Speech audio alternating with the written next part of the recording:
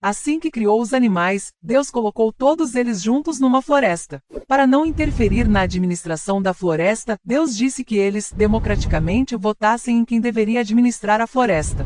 Antes, quem administrava a floresta eram os corvos, porém, cansadas de tantos desmandos, as onças se rebelaram e durante 20 anos foram elas que tomaram conta da floresta e de todos os animais com garras de aço. Terminados esses 20 anos, as onças, exaustas de tantas críticas, entregaram para quem quisesse governar. Inicialmente seria uma raposa velha, mas por um problema de saúde, a raposa velha morreu e o chacal assumiu seu lugar. Depois disso vieram outros animais como a hiena, que dizia que iria caçar os animais marajás, etc. A cada eleição o rato concorria, mas não ganhava nada, até que um dia ganhou pela insistência, prometendo transformar a floresta no melhor lugar do mundo. Durante 8 anos o rato fez da floresta o que bem quis e só roubou a comida dos outros animais. Afinal, a natureza do rato era essa mesma. Não podendo mais ser o chefe, colocou a anta em seu lugar, mas a anta só fazia besteiras. No segundo mandato a anta foi tirada antes do tempo e o morcego assumiu por 2 anos.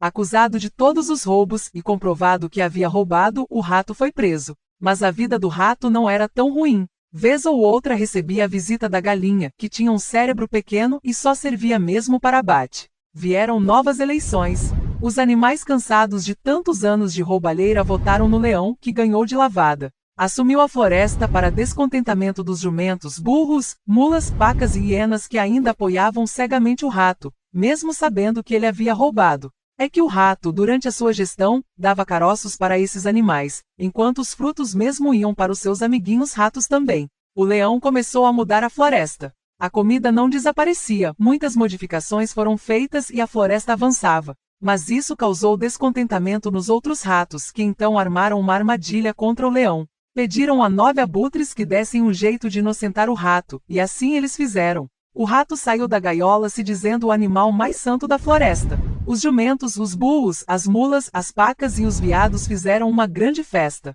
Enquanto o leão governava, os abutres faziam de tudo para atrapalhá-lo. Interferiam em cada decisão, mas para isso usavam um veado que a toda hora entrava com algum pedido absurdo. O leão não queria ferir as leis da floresta, mas algumas decisões foram tomadas para impedir o avanço dos ratos, e o leão consultou as onças, os patos e os pássaros sobre a possibilidade de intervir. Mas infelizmente as onças já não eram mais as mesmas de antes. Haviam se transformado em gatinhos medrosos. Os patos até tentarem, mas sozinhos não poderiam fazer nada. Já os pássaros. Que lástima!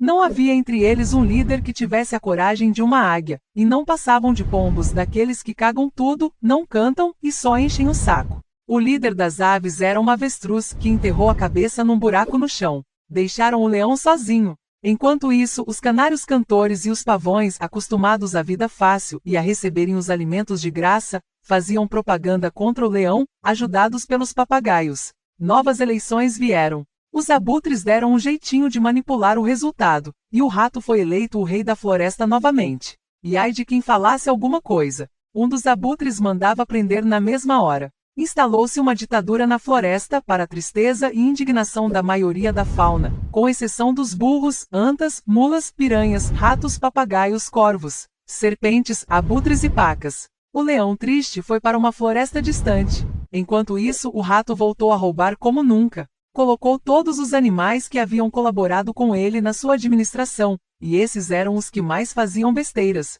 Por exemplo, para tomar conta da justiça, colocou um porco acostumado com os ambientes mais enlameados. Na cultura colocou a gralha e na economia colocou um jumento. Assim a floresta começou a desandar. Os animais aos poucos foram padecendo de tristeza, enquanto a floresta era devastada pelo que havia de pior na fauna. Mas Deus, olhando com tristeza tudo isso, falou: "Um dia, leão, você haverá de voltar, e mais forte. Você vai rugir mais forte, a floresta vai reagir e cada um dos animais, que ajudou a destruir a minha criação, vai pagar caro por isso. Inclusive os que te traíram ou se acovardaram. Que a minha justiça seja feita e não a dos abutres." E todos os animais se animaram, porque Deus é Deus.